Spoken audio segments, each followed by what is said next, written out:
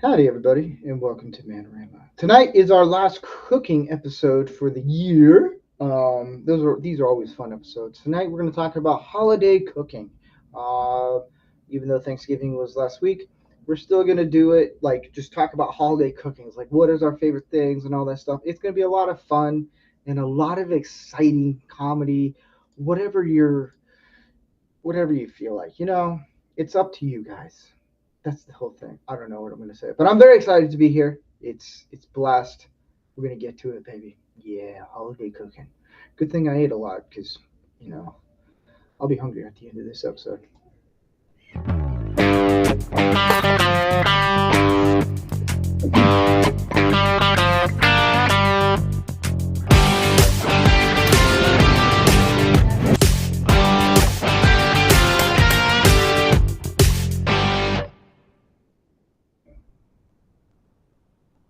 Welcome everyone to Man-O-Rama, the 102 episode. We're in the triple digits now. What up? I am your host, rancorsteve, and I am welcomed with some great people on the panel. You know them, maybe. I don't know. If you're new, surprisingly, we are streaming both on Rumble X and on KLORN on X. And yeah, I'm going to randomly pick, selectively pick in no particular order, um, a guest. I just had a brain fart. I don't know about you guys. As you get older into your 40s, you have a lot more brain farts. Vincent, how has your week been? My week has been absolutely fantastic, my man. Woohoo!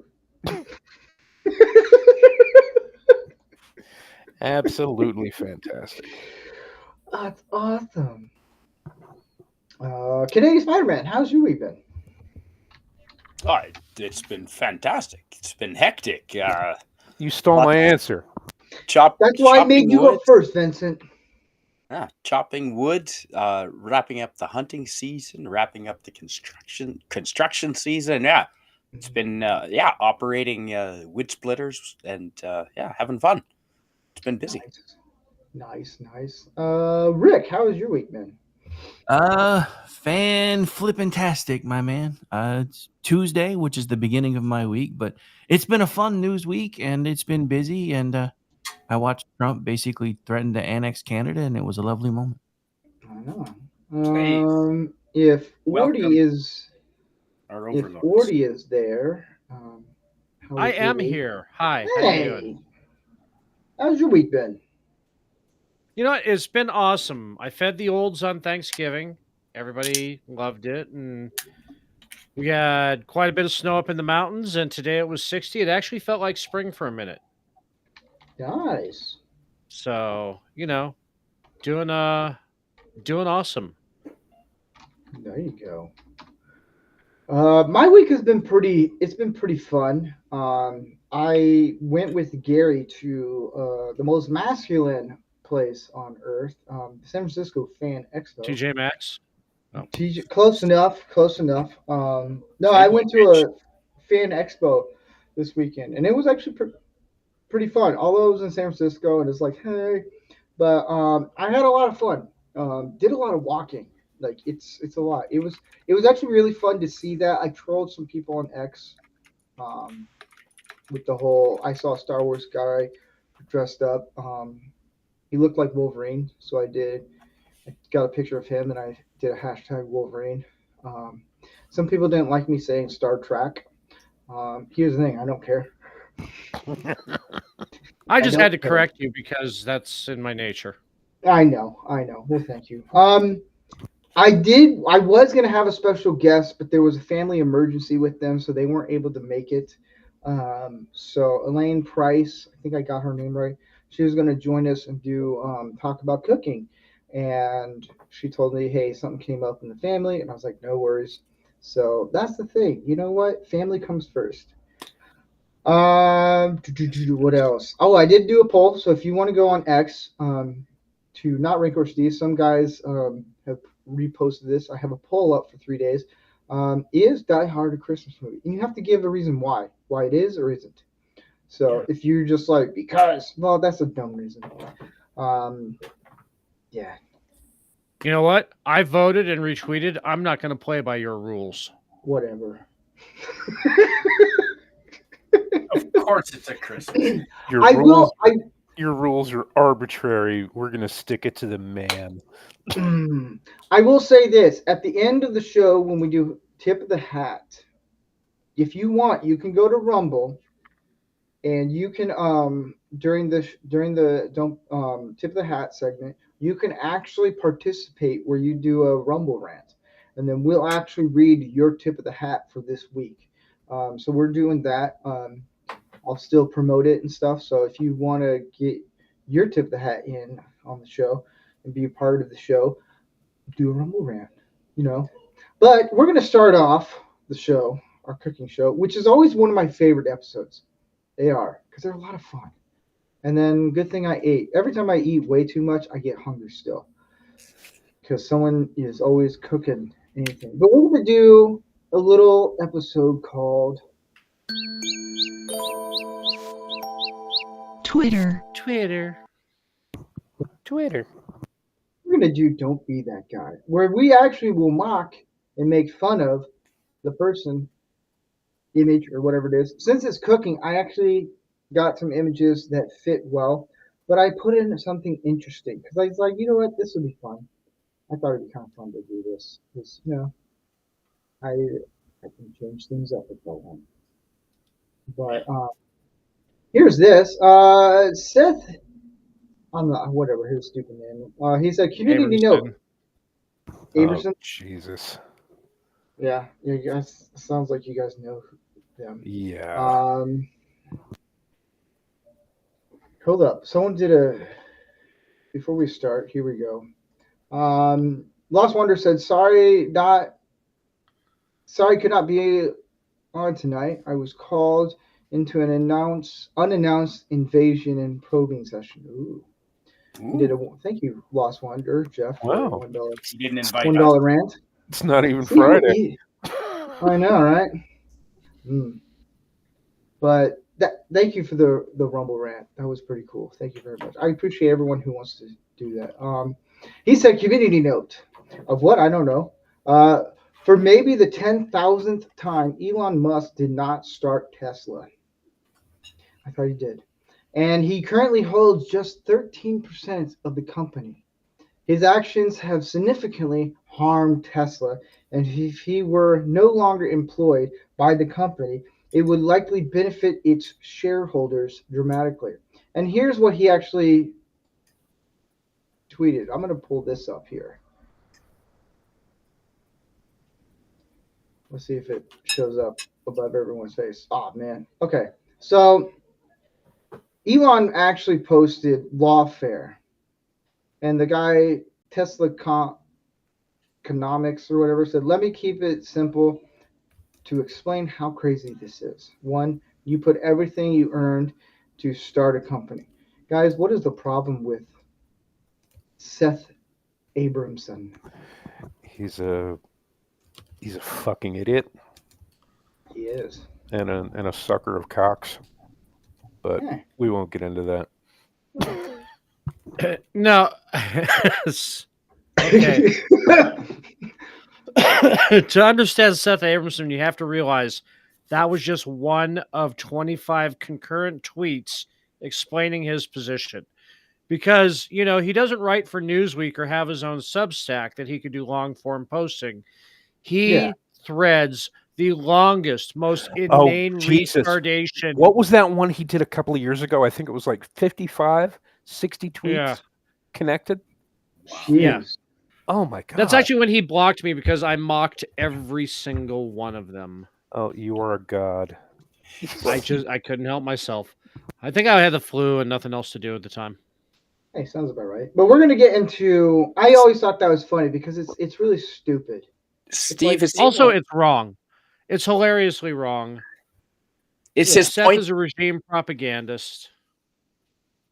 What's the point of is his point? Is he trying to prove that Elon Musk isn't really that smart or isn't that really that good a businessman? Because if that's his point of this tweet, he's an idiot. Yeah.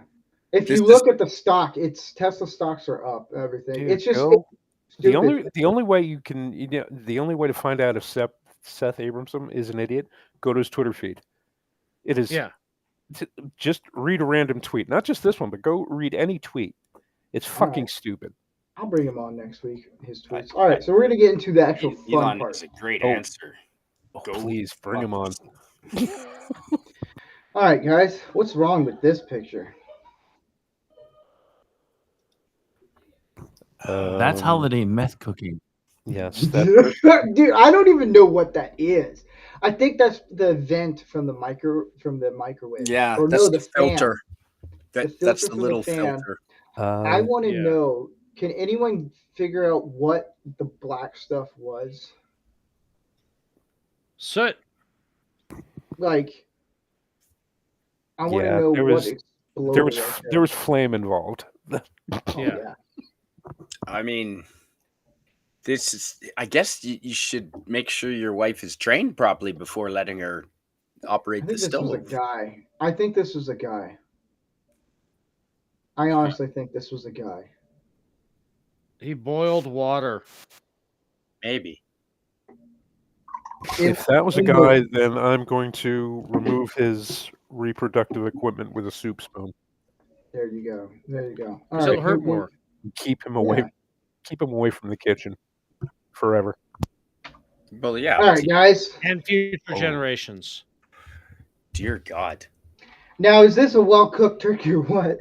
It's Cajun style. That bitch. I like my skin crispy, but that looks like a xenomorph. I was gonna say that looks crisp as fuck. That looks like something I just watched on the new Alien movie. I was gonna say it looks like something that should be kissing Ripley. Now, how much? Now, Canadian Spider-Man. What would be the price of money for you to eat all that? Oh, to eat all of that? Shit, I'd do it for $50.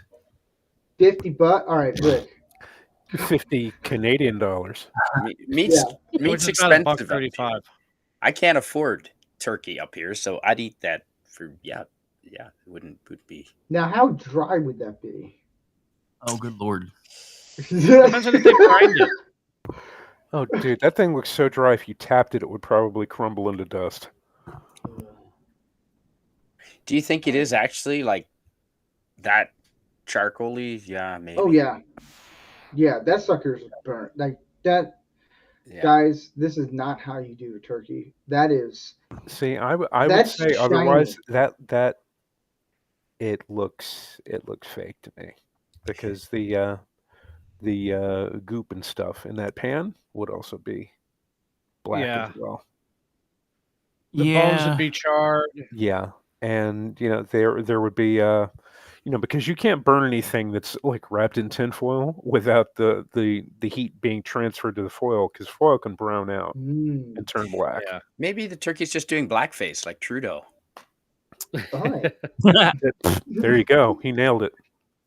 All right, so we're going to go to this one. That racist turkey. It's a racist turkey. All right, guys. The turkey went as Daffy Duck for Halloween. That's what happened.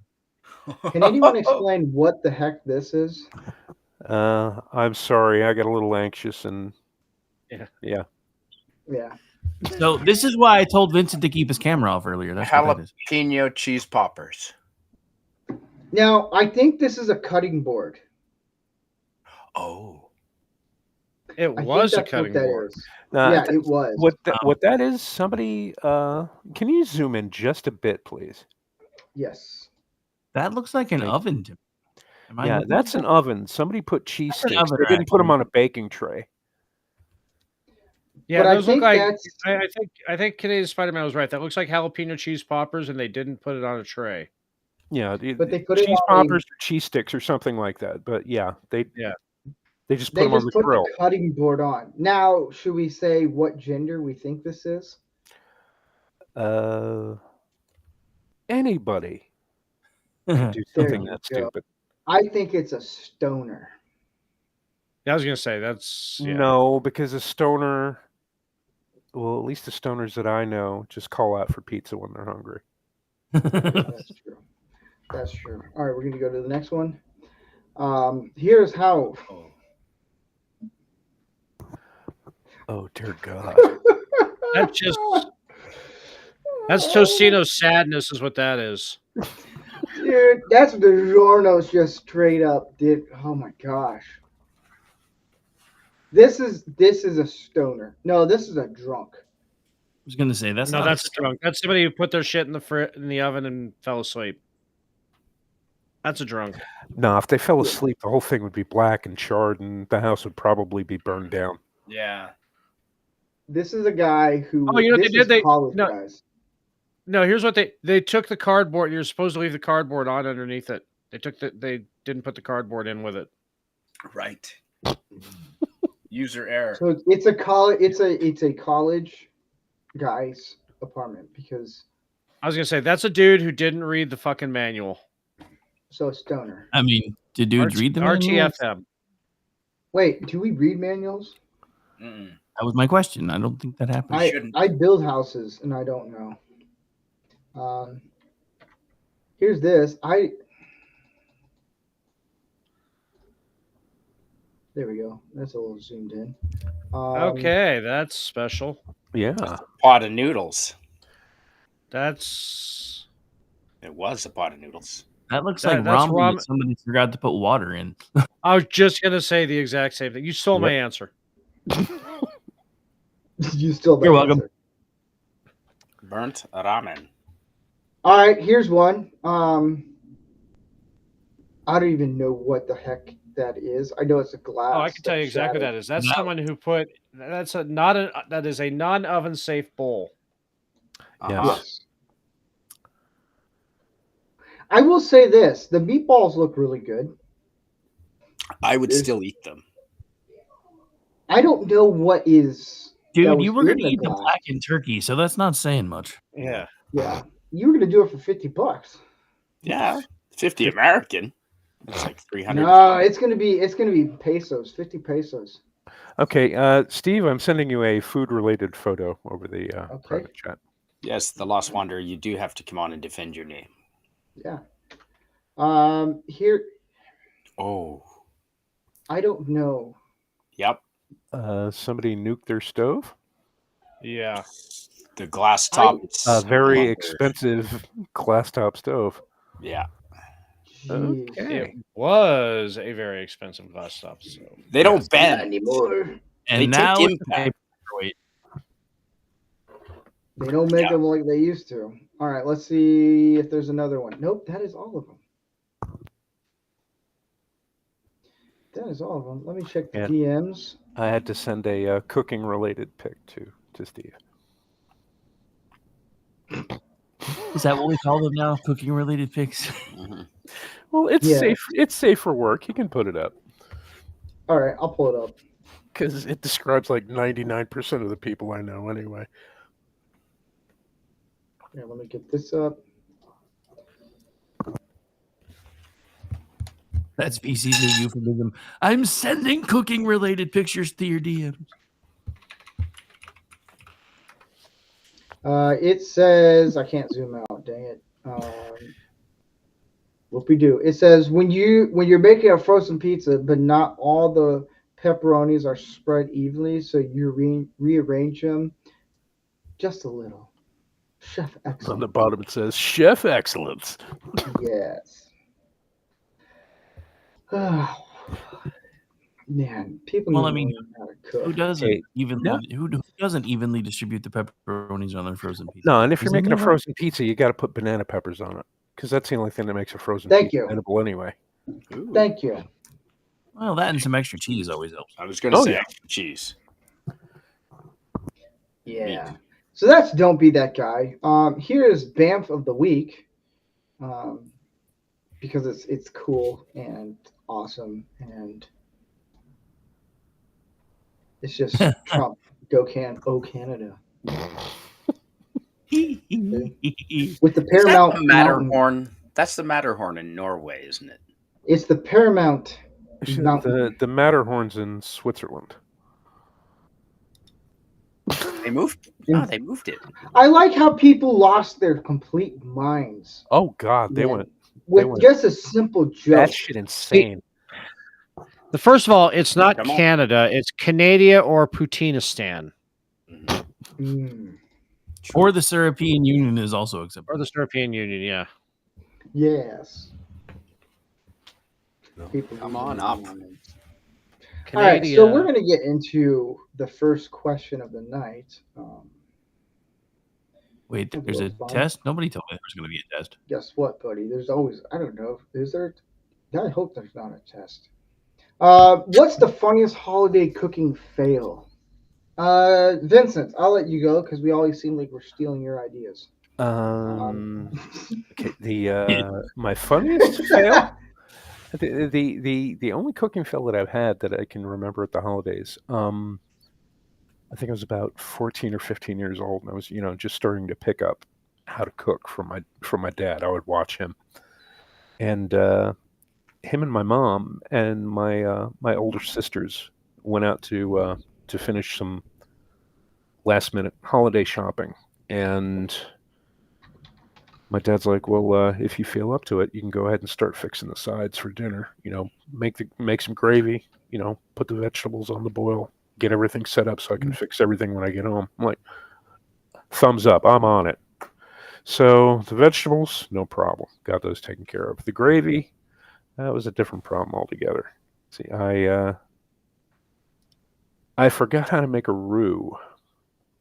And it's where where you blend flour and water into into either a thin or thick paste, depending on what you're making. And I just basically, took stock and dumped a bunch of flour in it and stirred it, and it was like paper mache gravy, like turkey flavored paper mache, and it was lumpy. You made turkey biscuits. Yes, and that was, oh dear God, 40 some odd years ago, and I still feel ashamed. Canadian Spider-Man. Yeah. Never trust your roommate barbecuing in the dark. So when I was probably maybe early 20s, I had a roommate who was in the military, a real gung-ho kind of fella, and he late one night, it was winter, barbecue was out on the deck in the snow, and but we had footprints out through the snow too, like 4 or 5 feet away from the house, and he was barbecue. He brought home these big thick steaks. He was barbecuing those there in the dark, and I think we had one light on in the house. We don't really care about. We like the dark. Don't want to pay for lights. We're 20-year-olds, and he wasn't out there. We like our steaks, half raw, right? Like blue, like a true rare. And he brings it in the house, and halfway through it, and I'm just saying, man, this tastes. This is unusual steak. What is it? And it's half cooked. Remind. This is it's pork. I got like big thick pork steaks. Oh, Jesus. Pork tartare. And I couldn't piece why it didn't taste right, and that's I can hear the trichinosis from here. And well, we finished eating it anyway, and and you lived. I'm frankly fucking surprised. We did. Yeah, it wasn't pleasant in the morning. Jeez. But we just started drinking right away. We figured the alcohol. That's probably what saved you. I think so. Ordy. This whole time I've been racking my brain about a fail, and I'm perfect in every way. No. I'm sure they exist, but it's a repressed memory. 40 fucking Poppins. He's practically perfect in every way. Look at me. Nothing's coming to my head. I'm not saying that it didn't happen. It's not like the garlic clove incident with the salsa. It's not coming to me. I'm sorry. That's okay. That's okay. Some of us are perfect. Some because of us aren't. You're the perfect cook. Yeah. Oh, hardly. He gets those Pop-Tarts toasted just right. toaster strudel. I knew not a fucking pour. Toaster strudels. I like how toaster Orty strudels don't come in s'mores flavor. Thank you. Okay. Touche. I like how Orty was like, I'm not fucking poor. Like he took that really offensively. Like, how dare you? Well, no, I was trying to find an appropriate word, but all that came out is, I'm not a pores. I'm not one of the pores. That's when you gotta yell, you fucking pleb. You son of a bitch. My name is Ordnance J. Packard. Do you think I shop at Walmart? Jeez. I shop at Aldi, you bastard. Rick, what would be your funny fail? Because Orty is perfect in every way. Just because your mom says you're perfect doesn't mean you are. So I was 16 years old, and my mom wanted me to help with the turkey. So she started telling me what to do, and then she got a phone call, and nobody told me to take the plastic bag out of the middle of the bird with all the extra crap in it. So it was that turkey that we posted. Ooh. Maybe. I will not confirm nor deny, but it could possibly be. Always ram your hand up in there and get the gizzards out. I mean, that's what she said, but no. Giggity. Nice. Man, why didn't you take the plastic off? Because I had never done it before, and my mom didn't tell me to get the stuff out of the middle of the bird. She just told me to start putting butter and stuff and season it and then put it in. She assumed I knew about everything else. And she was going to come check it in a little bit and put the stuffing and stuff on the inside. And then she got busy dealing with something else. And yeah, she went to go try to stuff the bird about an hour or so later. And she's like, you didn't take the stuff out of the middle? Like, you didn't tell me there was stuff in the middle. Surprise. Yeah, that's what she said, all right. They always wrap the neck up in there. That's the best part of the turkey. That's what happens when you don't read the fucking manual. I need to stop the program a minute. Oh, man. What now, Jeff? Who let the alien in? There are two things. How did Mom get on the show? I know, right? How dare... I know at least one of you on the panel has a soundboard and has this particular clip. How dare you, none of you on that really crisp turkey did not play this clip. Hey, where are the white women at? I thought about it, but it was too quick. Okay. And secondly, wait, what was that one? Keep my motherfucking name out of your mouth. What? I don't. Not all stoners are stupid. We're not saying all stoners are. It's just, Jeff, the next time you use DiGiorno, just put it on a pan. I never ever get DiGiorno. I get store brand. Okay, I'm the cheap fucker. Yeah. Oh, so you're the poor one. Orty's the rich one. Got it. Okay. Yes. He gets those California wages. No, see, here's the thing. Wages. Here's the thing, though. Here's the thing, because store brands, more often than not, are made in the same facility by the big name bakers. Yes, they are. Yeah. And there is practically zero fucking difference between a DiGiorno and what do you call them? A puffy crust pizza that's store brand. If they screw up the label on the DiGiorno box, they ship it off to the store brand factory. Yeah, no kidding. Case in point, everything Kirkland. Yeah. Exactly, including Kirkland brandy, which I have to go to Delaware to get because they don't sell it in Pennsylvania. You know what? I might have to get. I'm going to a Costco on Friday. I might have to get some of that. Yes, it's very good and very cheap. Now, Canadian Spider-Man looks like he's about to open a new bottle. That is the Lamb's Dark Navy Rum. Oh, goddamn you and rum! Don't you dare fucking drink that on air!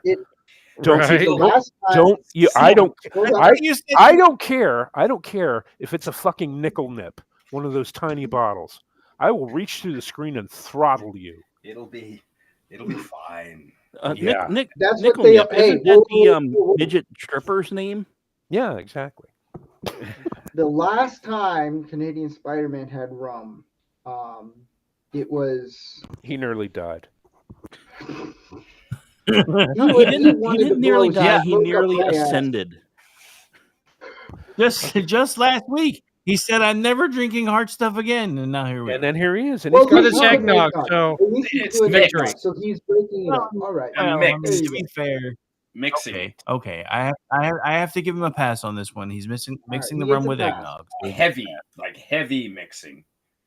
And that's eggnog in French for all you American cretins. Canadian Spider-Man, do you know what I say to that? I don't give a shit. Royale with cheese is what you say to that. Royale with cheese. I prefer it in the native tongue of Munavila. Okay. Jeff, what's a funny cooking fail? Oh, you did?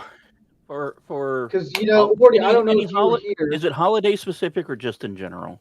Some cinnamon. Just holiday, because it's in the holiday spirit. Just to let you know, I don't know if you heard this, but Orty's perfect in every fucking way. Yes, I already knew this. He reminds me weekly. He does his whatever jelly croissant bull crap because he's rich and all that shit. Even when he fails by putting in 5 cloves of garlic or 5 full garlic, he still somehow manages to succeed. It pisses me off. No, we finally found something to razz Orty on. Just a little.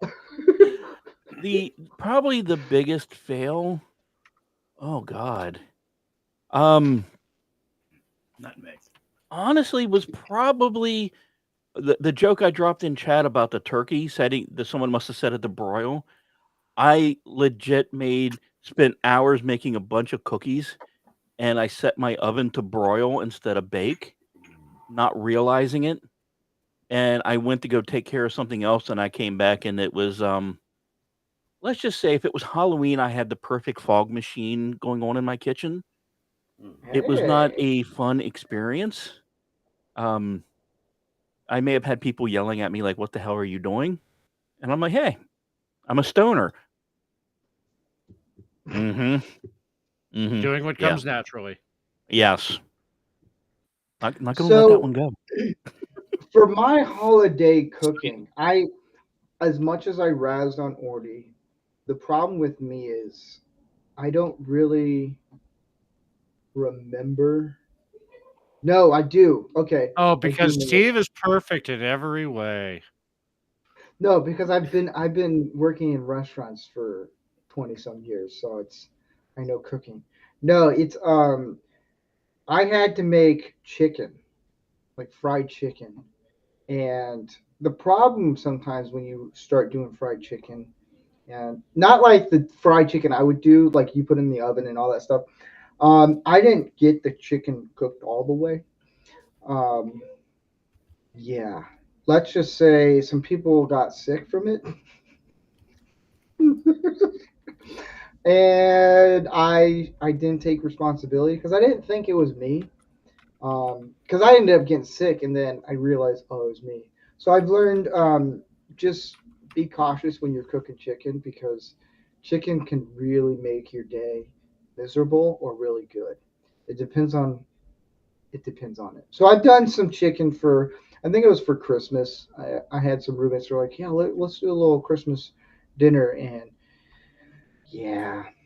I should have known when you like rip it open, you can tell. Just it's like no, it's a little pink. I was like, hey, this looks good. Yeah, you're supposed to throw it against the wall and see if it sticks, right?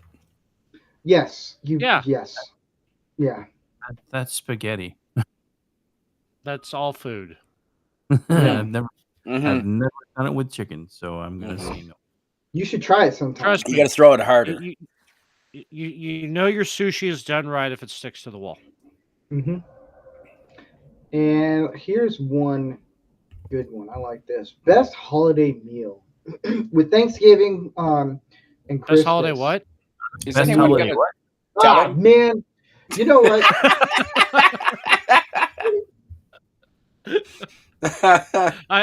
This was the best holiday meme.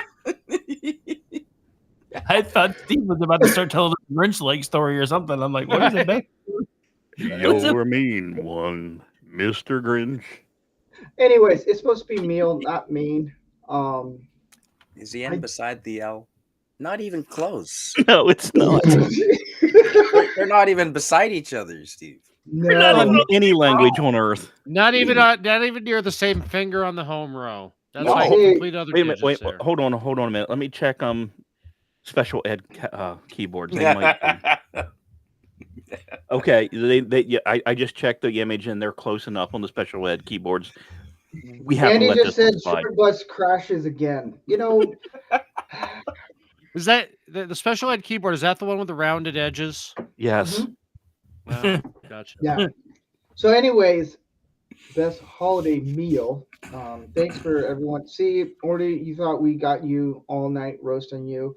Gives the host a chance to reel it back in. That's why I'm calling Steve's a giver.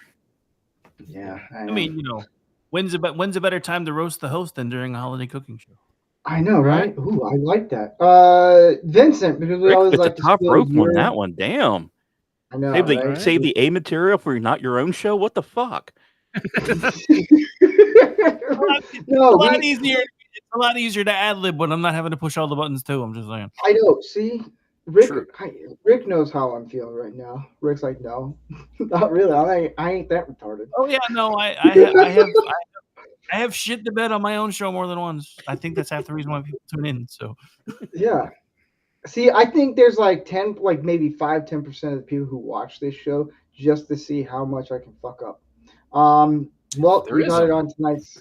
I'm in that 5 to 10%. Hey. I was gonna say. Jeff found his people. Vincent, what is your best holiday meal? And in general, whether you cooked it or not cooked it.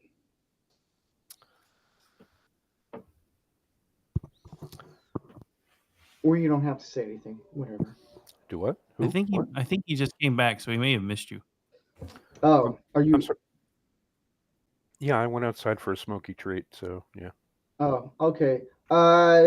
What is your best holiday meal? My favorite holiday meal? Yeah. Yes. I'm not repeating the question again. Could you repeat that? No. Go fuck yourself. You should. Yes. Go fuck myself is my favorite meal. Yeah, no, I knew it, you weirdo. See, over the last, maybe 10 years, I've gotten away from doing turkey for Christmas. And for Thanksgiving, yeah, definitely you have to have a turkey. But Christmas, not so much. The last 5 years, I've made beef roasts. Ooh. And I cook it like as rare as I can possibly get them without offending guests. And do that. Do some root vegetables with it. Like potatoes, parsnips, carrots, and stuff like that. And I make Yorkshire puddings to go with it. And if you're not familiar, it's just basically like bread. You make regular bread dough, except you make it really, really thin, like watery, and you put it in a biscuit pan or in a muffin pan, and you put barely enough in there, and then you just dump oil on top of it, and you put it in the oven and you let it cook, and they puff up to insane size. Yeah. I mean, they do them in Canada. And yeah, I saw 8 inches once. Yeah. Giggity. Yeah, he did. Giggity. My Winky. Wow. Dong, I need food. Yeah, but they're crisp on the outside and they're like really light and airy on the inside, and they're fucking fabulous. So I highly suggest that you make roast beef and Yorkies and vegetables and stuff like that. And it's dirt simple. I mean, if you know how to cook, it is very difficult to screw up a beef roast. Very difficult. That is true. Just set it and forget it, pretty much. Canadian Spider-Man, what is your best holiday meal? Ooh, I like for the holidays. I really like the It to be 8 inches. PEI potatoes, Prince Edward Island potatoes, grown in the dark red earth. Bud the Spud from the Bright Red Mud, song by Stompin' Tom Connors, and you put in with the potatoes and the milk and the butter, of course, but you add cream cheese. You want to have cream cheese in with the mashed potatoes, and that makes it so good. Dude, put blue cheese in your potatoes. Ooh. Oh yeah. Put blue cheese in your mashed potatoes. Try it this year. Idea. And of course on the side, I like to have, of course, the deer liver. Oh, I thought you were going to show the rum bottle again. No, not yet. But yeah, deer liver. That's what you want to eat. I soak my deer liver in rum. And I just suck it. Should have. Ordy. Yeah, hi. How you doing? I'm doing good. How are you? It's doing? Coach Ordy from the swim team. Hey, Mr. Perfect. So the last few years, I've perfected my Christmas meal. I'll get a beef tenderloin, which, if you're not familiar with that cut, it basically you can turn it into filet mignon. It's just infinitely cheaper because you're doing all the work. You get the silver off of it, you roast it, and then you cut that into small petite fillets. And because like with Thanksgiving, the Christmas, I serve the olds who don't have anybody, the olds on the street who don't have anybody. I give them the choice of doing it Oscar with crab or with blue cheese butter. I'll do white cheddar biscuits, and then I'll put some honey in the middle of it before baking them. And then I do Palms Aligot, which is the cheesiest potatoes you could ever want. I put a pound of Gruyere and a pound of Gouda in mine. Oof. Nice. Sounds Gouda. Yeah. Oh, it's fantastic. There. So and then I do the sour cream apple pie too. You don't want to overcook your organ meat. So you want it just a little bit pink in the middle. Absolutely.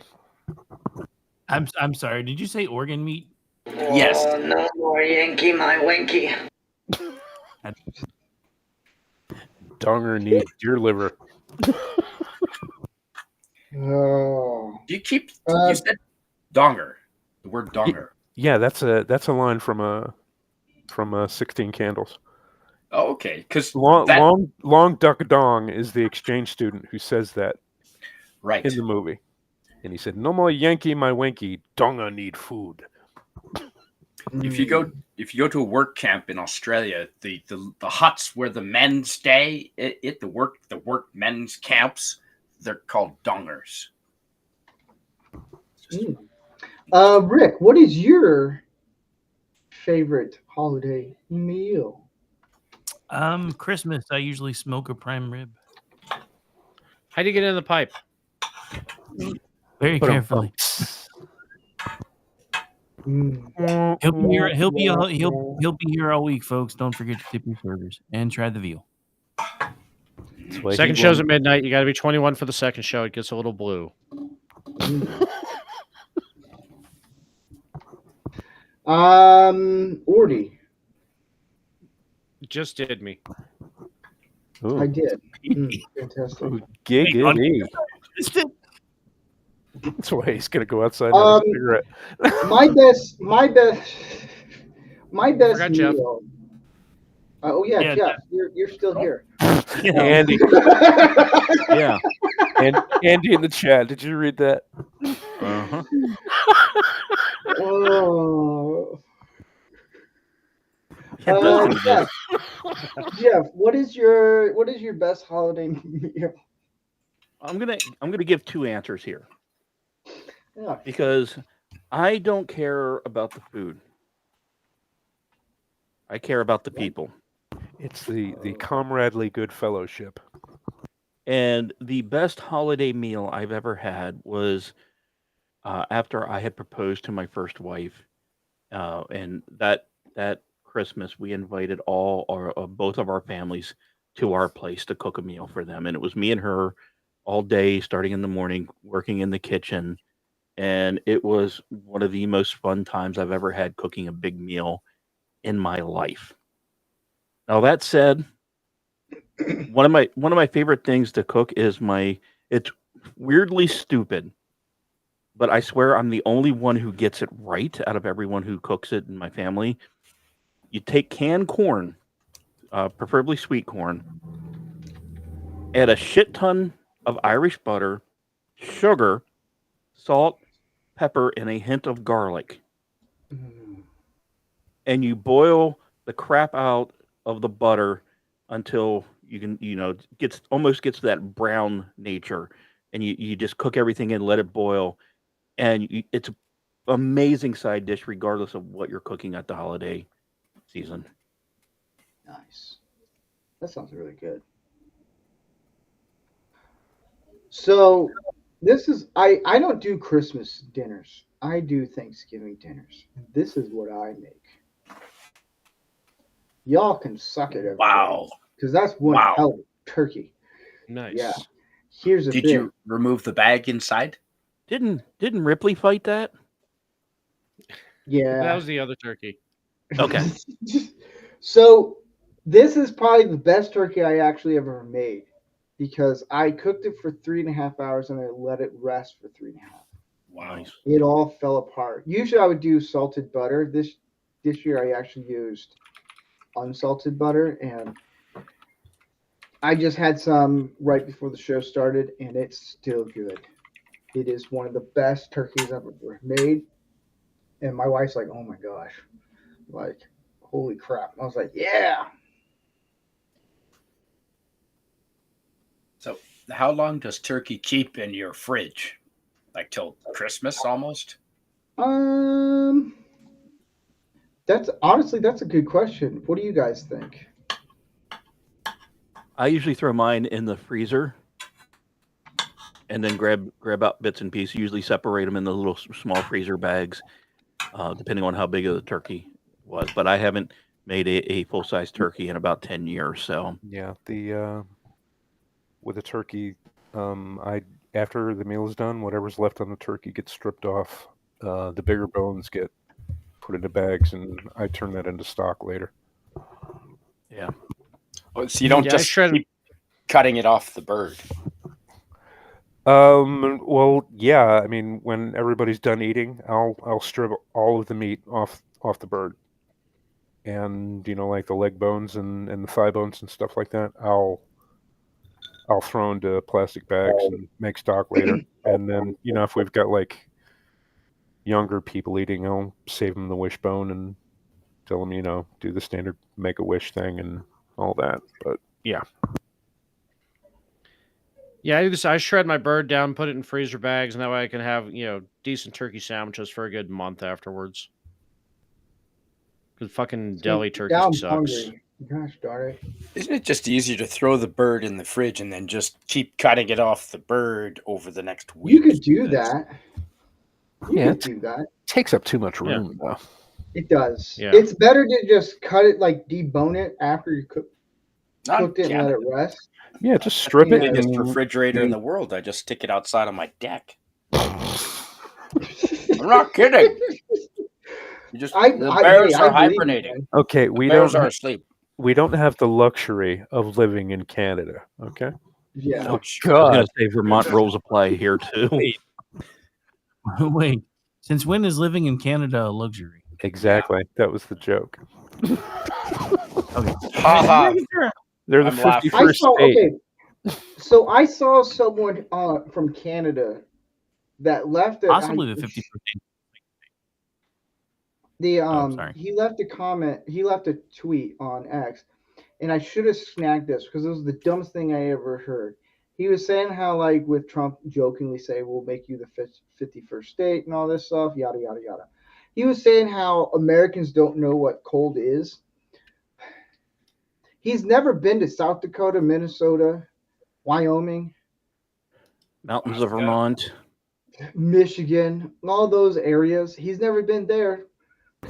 I think the lowest recorded temperatures in the North American continent were recorded in New Hampshire.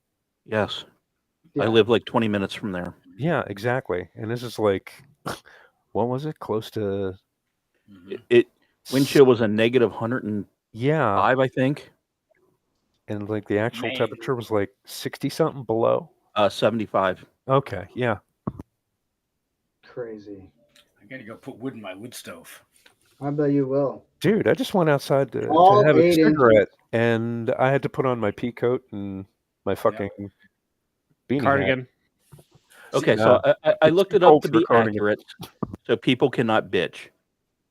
The wind chill was negative 108 degrees Fahrenheit, Holy. and the lowest recorded temperature that they have on record there is negative 47 degrees. That's really warm. And just so you think it's not some old timey kind of record, the negative 108 Fahrenheit wind chill was recorded on my birthday last year. Man, that's a good summer day. Oh, I remember that because I hit you with the Jack Nicholson sitting in the ice on that. Yeah, I remember that now. Mm-hmm.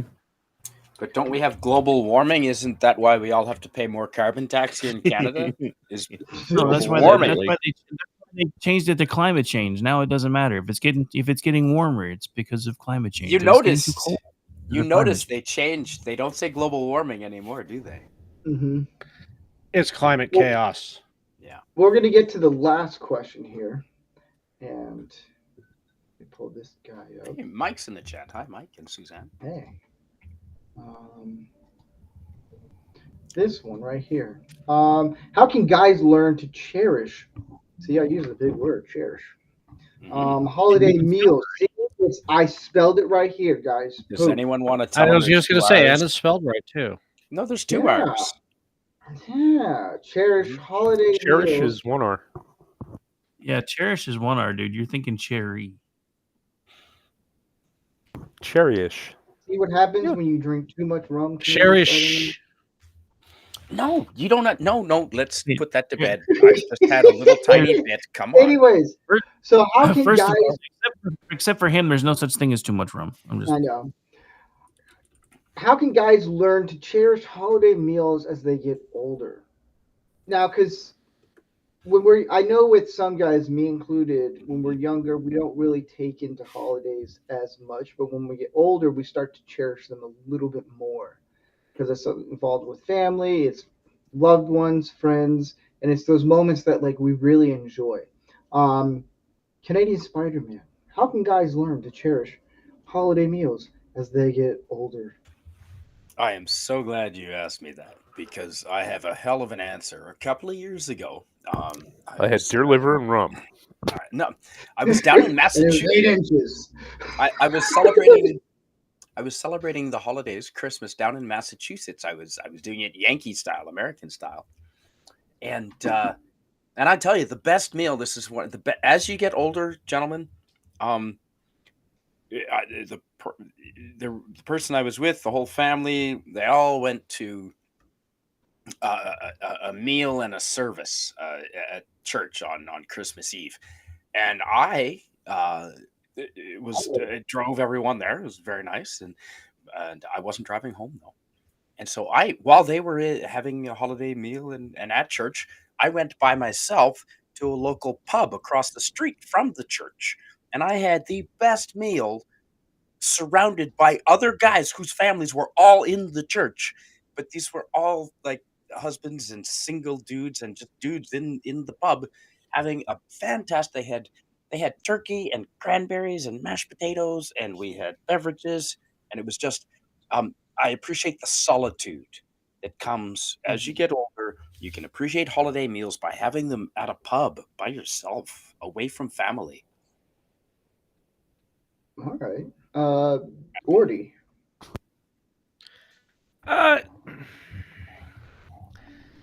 As you get older, you develop more member berries, and it just becomes the whole culmination of the experience, where it's not just that one particular holiday meal; it's all of them together. And yeah, and then it's you're living in nostalgia at that moment, and embrace it because it's pretty short lived. Meaning you don't get a lot of those once you start to appreciate them. All right, cool. I like that. Vincent.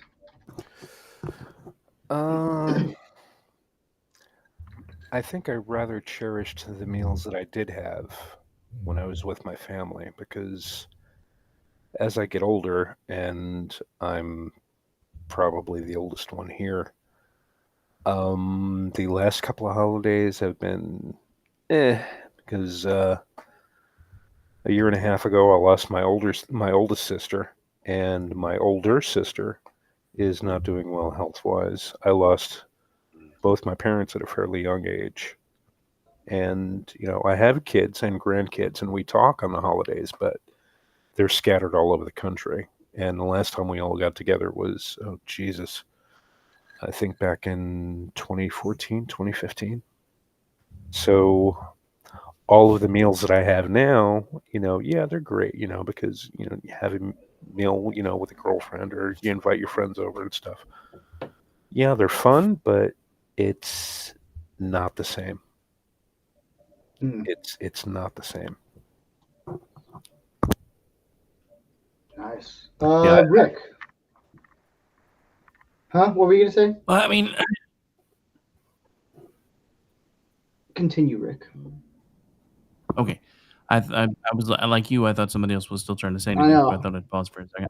But yeah, I kind of agree with VC because there was this nice sweet spot where, because when I was younger, I was trying to work all the time. I was always busy, and then the holidays would come around, and it would all be hectic, and it wouldn't. I mean, I would still get to go hang out with friends and family, but I didn't really enjoy it. And then in my 30s and 40s, I got to the point where I was really starting to enjoy the time because I was seeing, grandparents and aunts and uncles and cousins. And now that I'm in my 50s, less and less of those people are there when we have these get-togethers. And for the longest time, we spent pretty much every holiday with my now ex-wife's family. So I have been trying to reconnect with some family that I haven't really seen in a while at holiday events. So we kind of rotate now, but it's not the same anymore. It's not that it's not enjoyable, and my kids enjoy it and I enjoy it, but it's just there's missing people now, and that's kind of hard to adjust to. It's just with every holiday that comes, you become acutely more aware of your mortality because you know that there are not many more coming. Yeah. Holidays and birthdays tend to do that once you're past a certain point. Oh, Jesus. Yeah. Jeff. What do you want for your birthday? I don't want anything. I don't even want to be reminded. I want my next birthday. That's all I want. Yeah. I'm going to give two examples. I'm going to go current first, and then my second one is actually going to lead to a question for everyone else. Uh-oh. No, Jeff, not even if you bathed. Bathe? What the fuck is that? Giggity, stick around. The first Thanksgiving and Christmas meals that I had when I was able to bring my youngest son home after having lost the twins the year before, seeing my son, my stepdaughter, daughter-in-law, whatever the term is, my then wife, and her mother all at the table making a meal, and all of us are sitting around the table laughing and trying to figure out what the youngest EP was going to eat for a meal when he was still, basically eating the jarred baby foods. That is a memory that I'll never forget and go down as the greatest holiday meal I've ever had as an adult. But as a kid, and this is where I'm going to go into the question for everyone else, I lived next to my grandparents, and my grandfather was the greatest man I've ever met in my life and ever will meet in my life. We would go next door to their house. We'd help prepare meals, and the entire family would come over. And my grandparents had 7 kids that lived, so they would all come over at various times throughout the day. And typically there were about 15 to 18 of us at the dining room table, which meant I either had to sit at the one end where the rocking chair that my grandmother sat in and sit on the arm of it, or go into the living room with my grandfather, who insisted on watching football games. I was okay with either one, but just the idea that I'd get my plate filled up in my grandmother's kitchen, and I'd look to see if the seat was taken or not with the chair, and going, okay, am I eating there or am I going to eat next to my grandfather? And it was just accepted that my grandfather was going to sit in his favorite rocking chair watching football. The rest of the family was eating in the dining room. And when I got to go enjoy a meal with him, it was just him and I. And he was, oh God, when he was 70 years my senior. So I was the kid of his youngest child. So it was really exciting.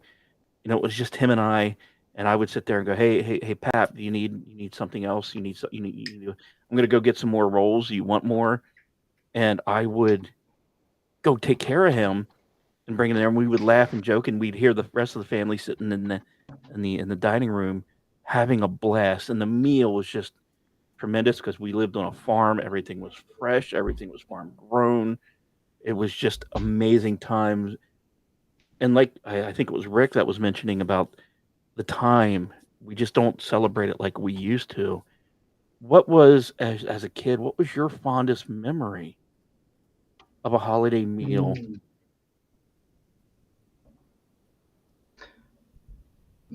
I'll let one of you guys go. You just want us to go first so you can yell, "You stole the answer." No. I'll let you go. Rick, you go first.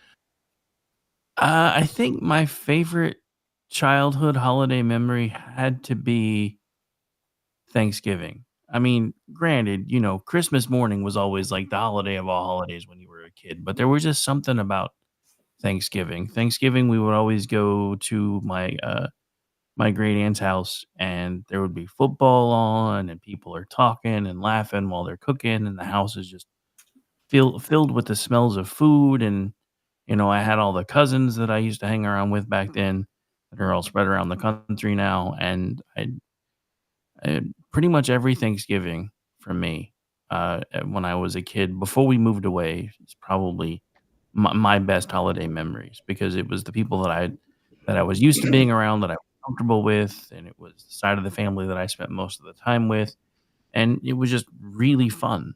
And then we moved, and then everybody else started moving, and that's kind of when holidays stopped being the same for me, I guess. And then when I married, that changed for a little bit, and then I divorced, and I divorced around this time of year, and ever since then, I'm 4 years out of it now, and it's still, this time of year still sucks because nothing's how it used to be. Um, my kids are all spread out all over the place. They're all working and trying to build their own lives, and most of the time it's just me and my daughter and my granddaughter. So, all right, Canadian Spider-Man. I like what you said, Rick. That was really cool. Yeah. Probably, I think we had great family Christmas meals and Thanksgiving dinner meals. There was 4 kids and lots of uncles and aunts and family members that would come, and we had big meals. And the one that stands out in my head is one time one of my younger brothers was a little rambunctious. We were just kids, and one of my grandmothers was around the dinner table, and really, really on him about his manners, and it had been throughout the whole meal. And fair enough, he was a rambunctious kid. He was fooling around, and deserved a little bit of a redress from my grandmother. But at one point, my brother, in front of everyone, had just had enough, and he put down his his fork and knife at the side of the table, stuck his face down directly into the Thanksgiving plate and vacuumed all of the peas individually up off his plate. Just to show this is, you want to see bad manners? This is bad manners. And like hoovered up each individual pea off his dinner plate. It was 10 out of 10 for style, though. Yeah. Never forget it. The whole dinner, half of us were cracking up laughing, and half of the dinner table was mortified. It was fantastic. That's hilarious. Vincent. When I was younger, my father, he was only one of two kids. He was the oldest. He had a younger sister, and I don't like my aunt. I've never liked my aunt because she's a cunt, and I can say that because I've called her that because she's the cuntiest cunt who ever cunted. But back in the day, I had to behave. My father knew that I didn't like her, and he's like, do this for me. Go up there, suck it up. We'll eat dinner, and then we'll come home. And that's what we did, regardless. I mean, her husband, my uncle, they ended up getting divorced not too long afterwards, but he was an awesome guy. He worked at Pratt & Whitney in Hartford, Connecticut. He designed jet engines, and he made a shitload of money. He moved down to Florida and married some hot chick. He's living the life now. He's like 80, but dude, he's awesome. The American dream. Exactly. Work for a defense contractor, get some arm candy, and and live the life. But yeah, it's just even with people that I personally detested, I tried to make the best of my holidays. And on a related note, I remember when my father died, she came down to Atlanta, and immediately she started lording over everything. She's like, "This is what we're gonna do. This is what we're gonna do." For the funeral. And, my cousins came down with her, and they're looking at me and they're like shaking their heads like, don't. And I said, I'm planning the funeral. He's my father.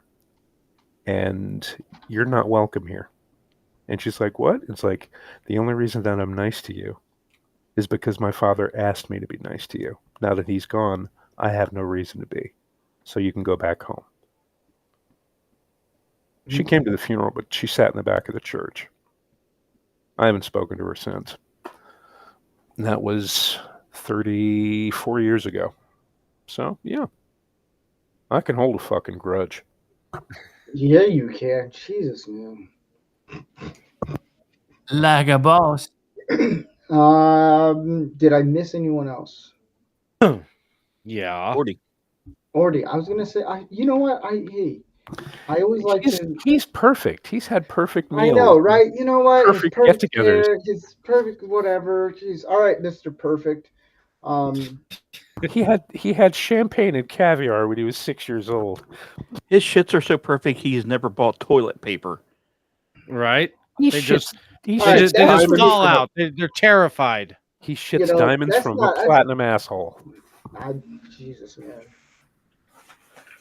Jesus. Ordy, what is your answer to Jeff's question there? Well, it's kind of funny. You mentioned when I was 6.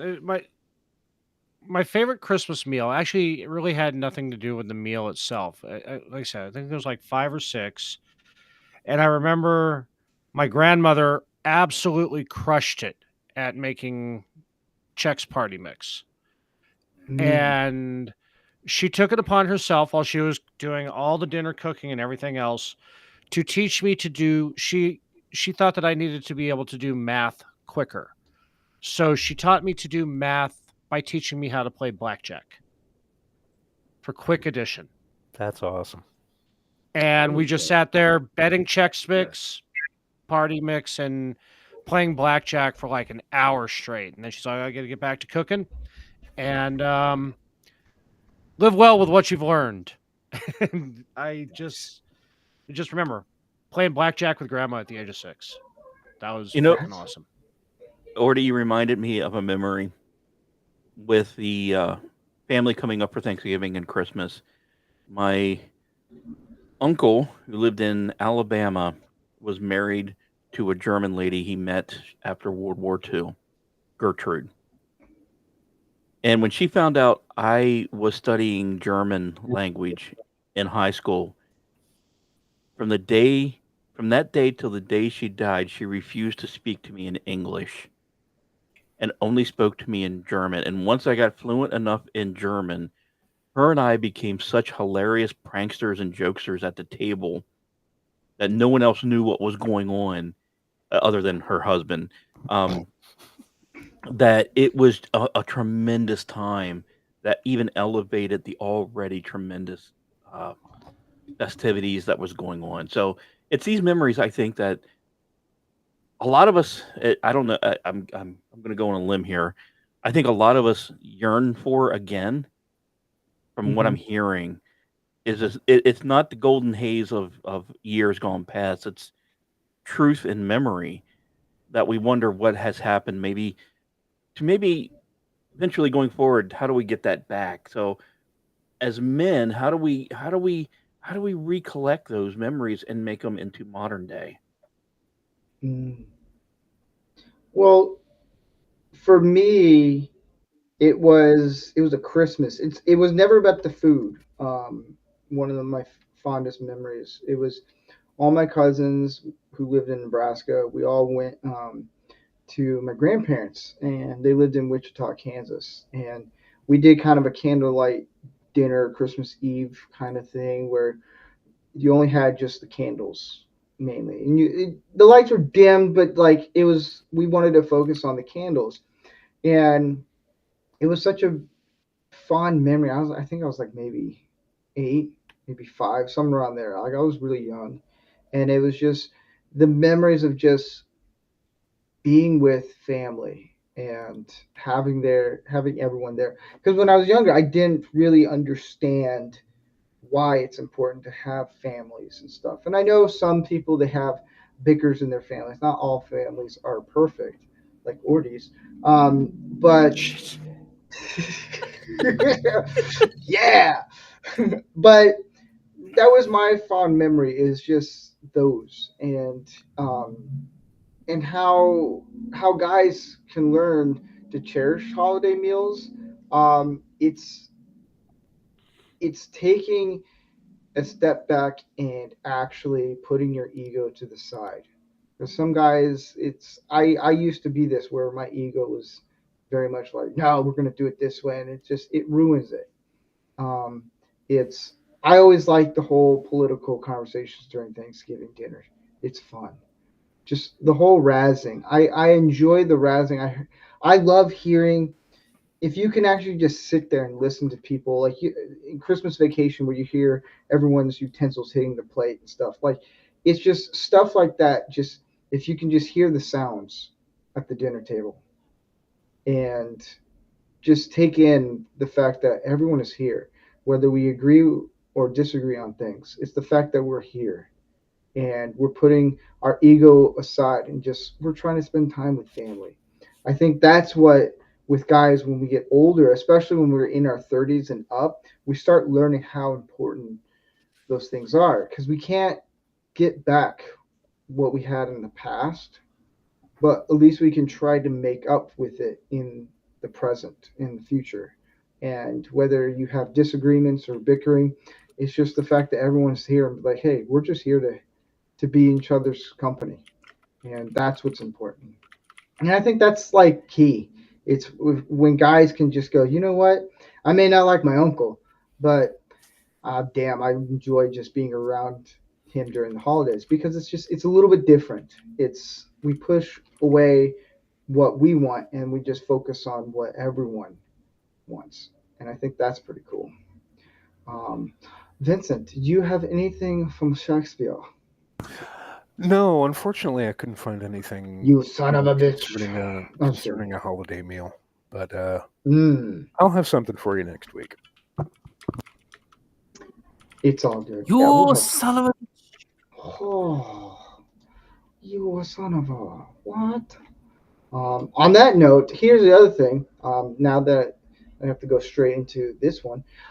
If you want, anyone who's listening, if you want your tip of the hat to be mentioned on tonight's show or any future show, you can go to the Rumble channel and you can put in a rant, whatever, how much you want to put in, you can, and then you can put in the name. You can say why, or you can just be like Chuck Norris, and then we'll do that. So we'll read it. So we're gonna start doing that. So if anybody ever wants to feel like they're a part of the show, you can do that. But here we go, guys. Here we go.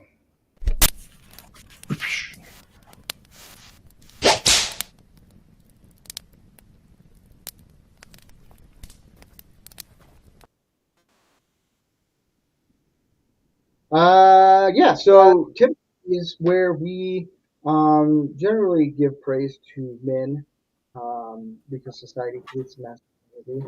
Hopefully, changes with women in office.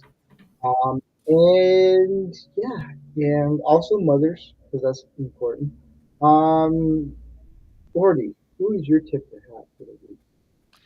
You know what? Since the topic is about cooking and it's the holidays, and I'm going to go tip of the hat to my dad, who taught me how to appreciate cooking, how to respect the process, and how to be well-rounded with it to be just as good as baking and cooking and everything else. And since I am perfect in every way, I have excelled at that. So thank you, Dad, for teaching me how to enjoy being in the kitchen as a catharsis. Oh, no more Yankee my Winky. Because as we all know, cooking is an art, but baking is chemistry. And to your previous point, too, if there's anything more important than my ego, I want it drug out in the street and shot.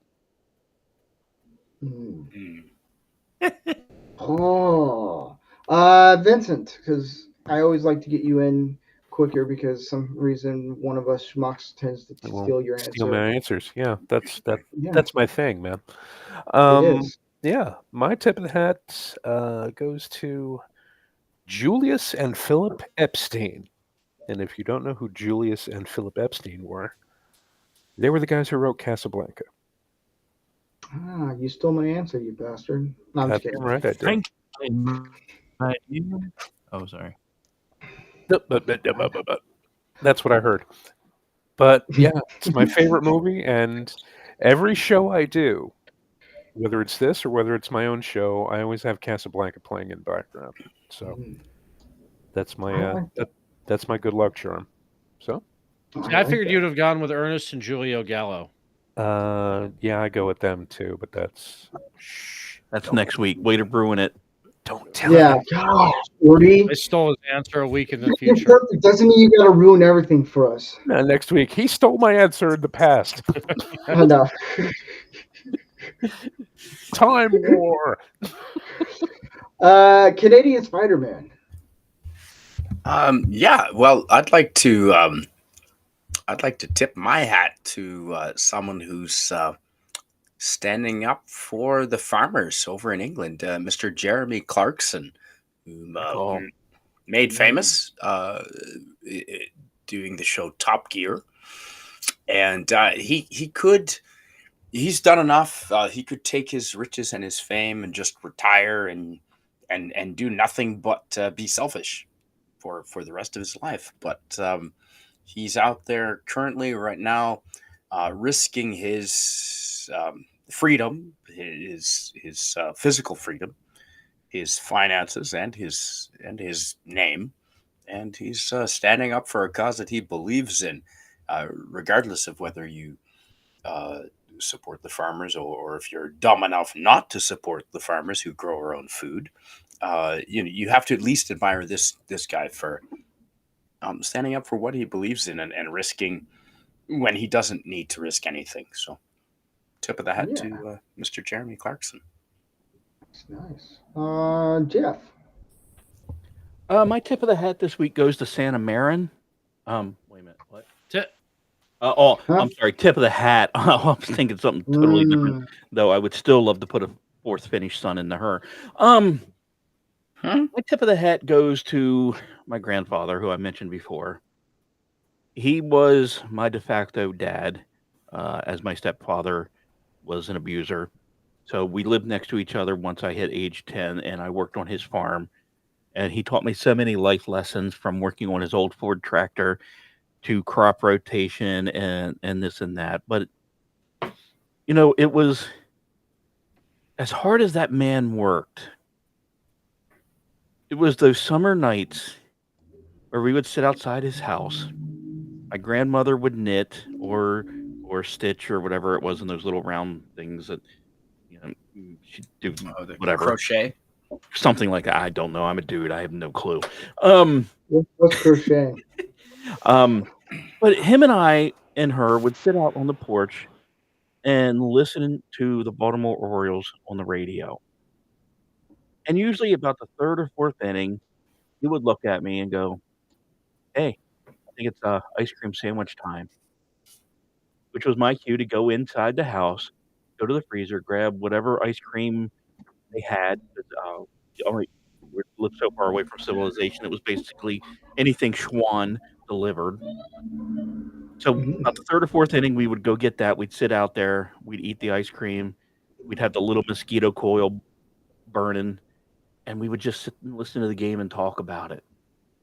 And it's those memories and those conversations that I miss. I have them periodically with my son now, usually at 1 o'clock in the morning, talking about the most obscure shit possible.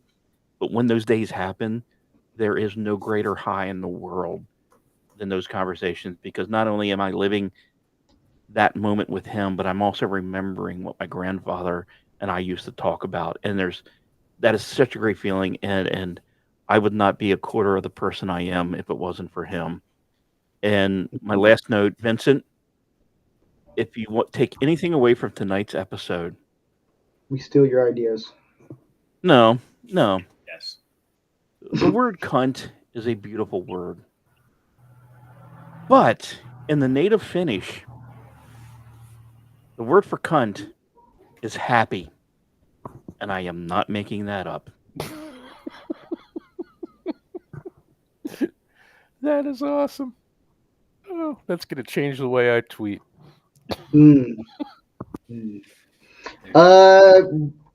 Rick.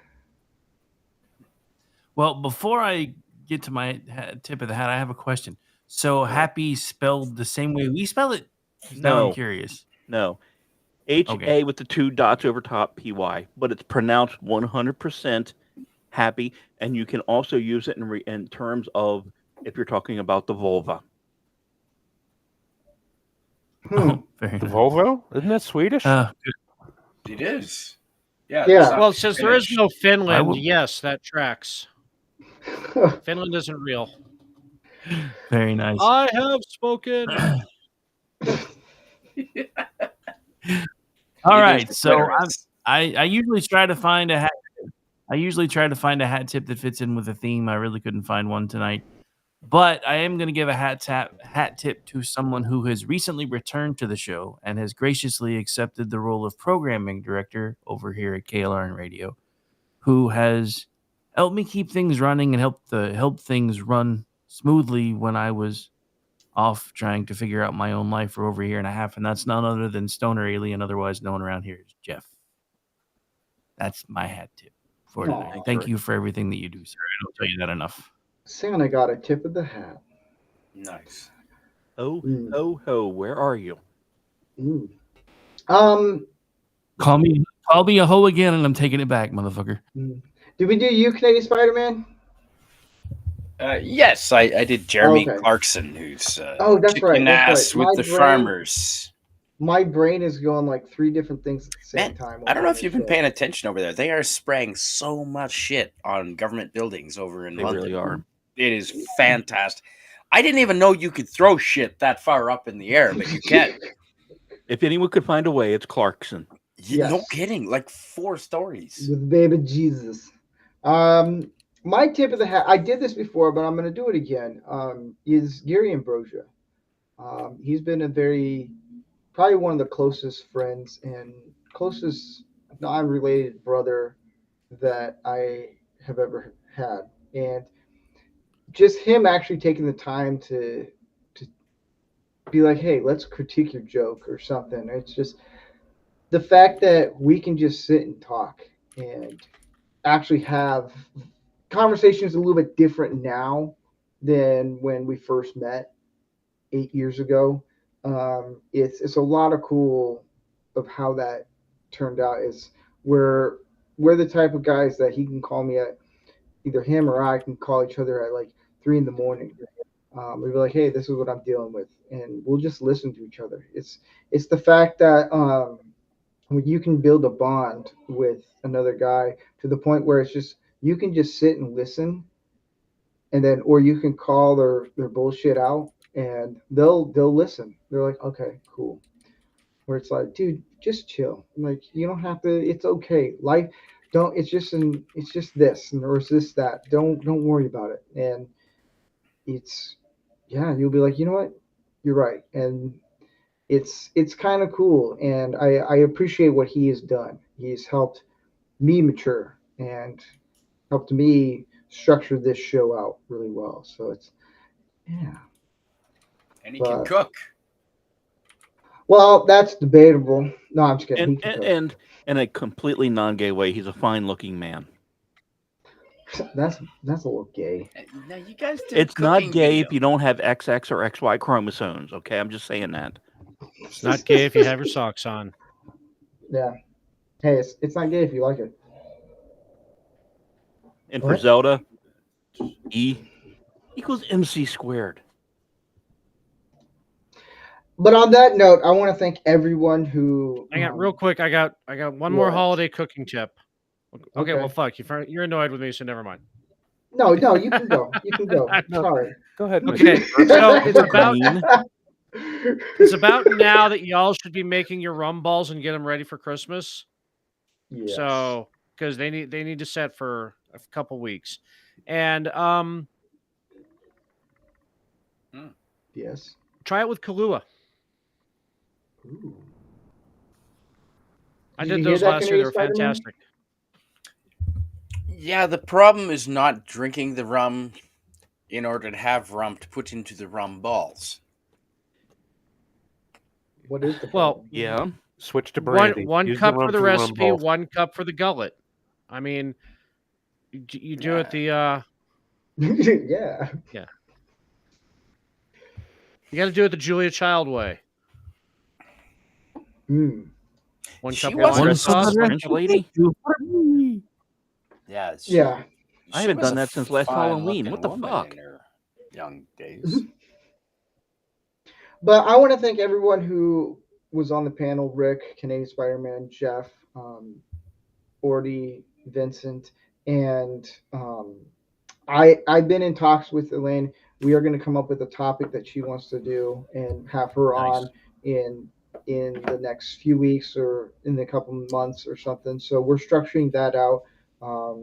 Yeah, she actually did try to jump on, but with login problems with Rumble it's on Rumble's side. So we're gonna fix all that out. I cannot wait to have her on. It's a lot of blast. You guys will love her. She's fun to talk with, and yeah. But next week's episode is going to be fashion. How much is too gay? That is a question. So we're going to do that next week, and we're going to have ascots. We're bringing them back. We're going to have Sackhead Sean on next week, and we're gonna talk about fashion. I have no idea where it's going to go. It's going to go somewhere with Vincent on. Oof, yeah. But I want to thank everyone. All I know is if Vince is bringing ascots back, he needs to be on camera. So yes, I'm bringing Merkins back. I'll consider it. I'll consider it. Merkin. But I want to thank everyone in the everyone in the chat. Yeah. I want to thank everyone in the chat. I want to thank KLM Radio for allowing this show to be on. Hey, he didn't drink all of it. No, that's mostly. Red Letter Day. Right when we end it, right as we end it, he's gonna shotgun the whole entire thing. No, I'm not. But we will be here next week on KRN Radio, X, YouTube, Rumble, all the fancy dancy places, because that's how we do things. I want to thank everyone. You guys have been a blast. We'll see you guys next week as we talk about fashion. How much is too gay? But on that note, I would like the great President Trump to do a send-off. Hail Hydra. We say bye-bye. On that note, You stole my line. I'll see you guys next week.